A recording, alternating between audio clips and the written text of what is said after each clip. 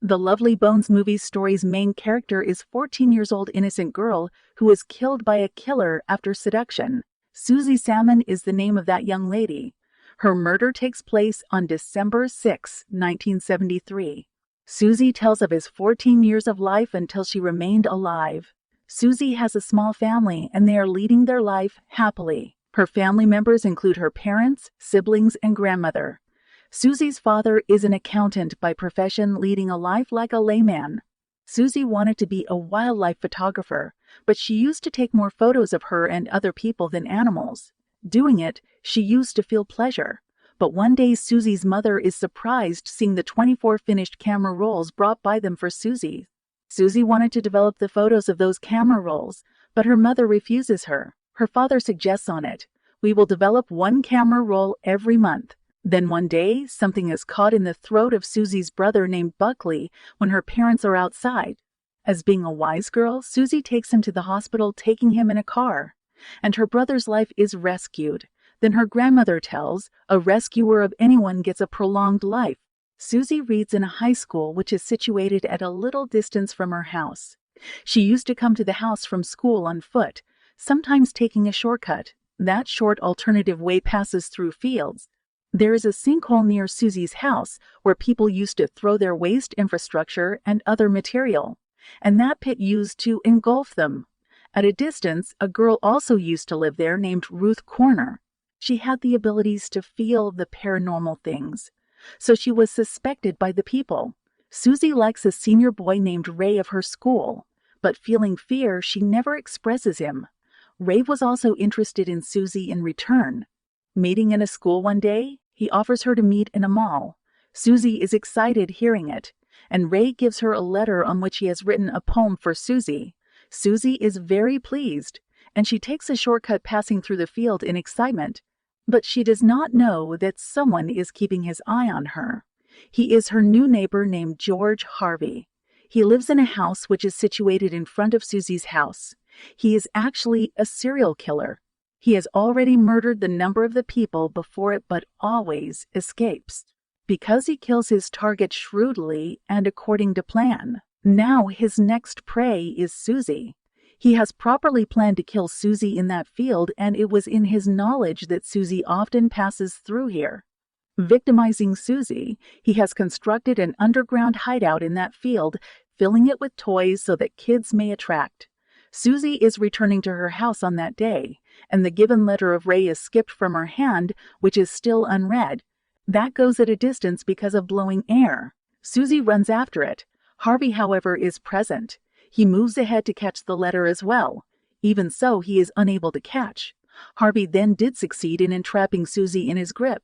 Harvey tells Susie, "I've constructed something I'd like to demonstrate you." Susie, on the other hand, is curious because she is an immature 16 and 17-year-old girl. She is also happy on that day because of Ray, so she consents to go in a good mood because she likes the fine things. Then Susie moves to an underground hideout with Harvey. There he does the same, which is his mission, as he kills Susie mercilessly after seducing her. And then he cuts her up. This movie is based on supernaturalism, showing many peaks and valleys. Then we notice that Susie has rescued her life from the underground hideout, escaping from there. Here we think that perhaps Susie has survived. But a strange thing occurs as she notices her father on the road, who is asking about her to others, showing her photo. Susie calls him, but he does not hear, and Susie steps into the world of imagination.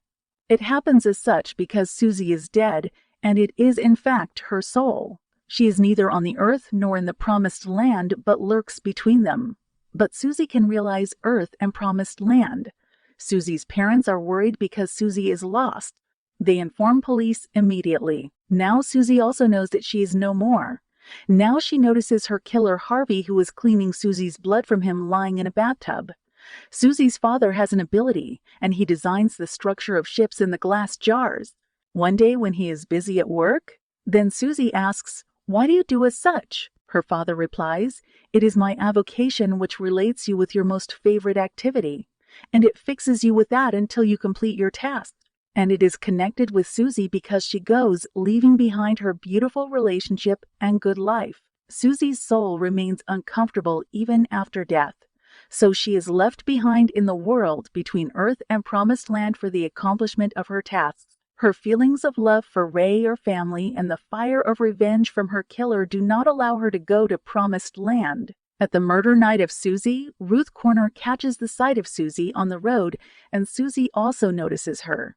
It is the time when Susie's soul has gone after death, and Ruth Corner gets that letter which was given to Susie by Ray. Susie is in the world of infinite time, but the time has much passed on Earth.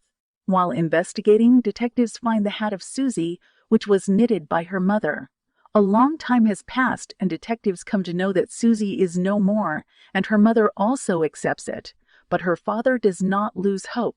Susie's father was much loving for her, so Susie used to create paranormal events. As a result, her father is aware of her. Her father makes the decision to apprehend her murderer, because her murderer is not caught even after a long time. Susie's mother's condition is also the worst. Getting a job offer, she leaves her family going there. Susie's father fulfills his promise, thinking to develop the camera roll every month, and he does the same. He himself continues to investigate, but of no use.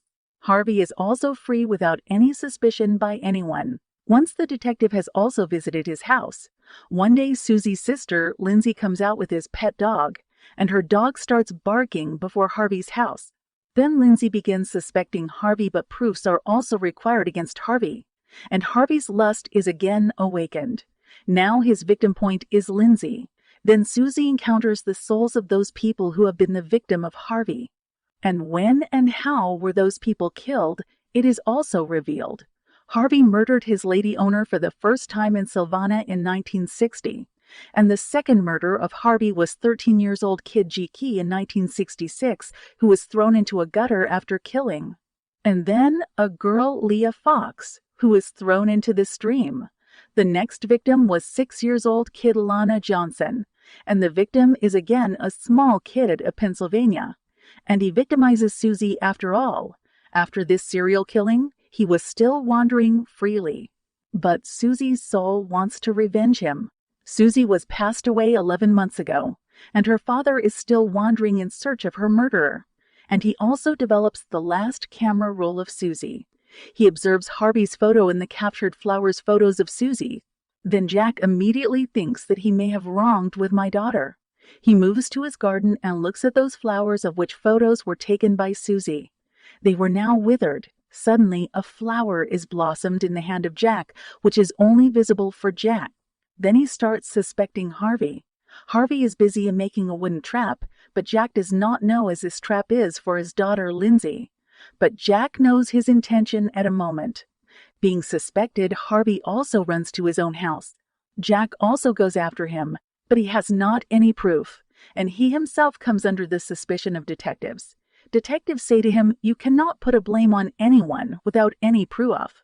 But Lindsay is damn sure that Harvey is the killer.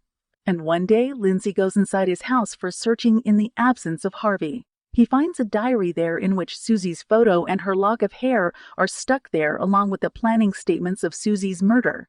Harvey reaches the house at the exact time. He doubts the presence of someone in the house. He moves to that place where he has hidden his diary. And Lindsay is successful to escape from there. Winding up his luggage, Harvey tries to escape from there. Lindsay hands over that diary to detectives, but it is too late because Harvey flees. Before leaving, he throws the iron box wherein Susie's dead body had been kept into the sinkhole. He runs throwing it. After a long time, a situation occurs in which he is about to victimize someone. He is standing on the mountain's crest. A small piece of snow falls on him unexpectedly, causing him to tumble. His all bones are fractured after falling down and also dead at the spot. And Susie's revenge is over now because Ruth Corner could feel the paranormal things. And Ray is also there. Calling Susie's soul into her body, Ruth meets Ray for the last time. Susie's parents become relieved as time passes, and Susie moves to Promised Land because she takes revenge completing her task. And the movie also ends here.